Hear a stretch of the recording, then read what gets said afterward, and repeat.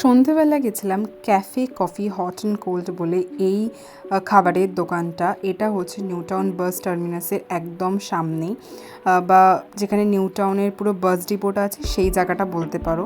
জায়গাটা বেশ বড়, বেশ ওয়াইড, অনেক খাবারের দোকান আছে। আমি এই দোকানটা থেকে এর আগে কুরকুরে, লেস এরকম চিপস খেয়েছি, বাট এরকম পেস্ট্রিজ, প্যাটিস বা পিৎজা এসব খাওয়া হয়নি।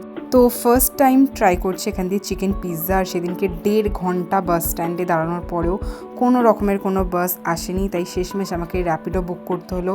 র্যাপিডো দাদারাই আমার ভরসা। তো আমি প্রায় বাড়ির কাছে চলেই এসেছি। সামটাইমস না, বাড়ির থেকে অনেক দূরের লোকেশনে জব করা একটু চ্যালেঞ্জিং হয়ে যায়।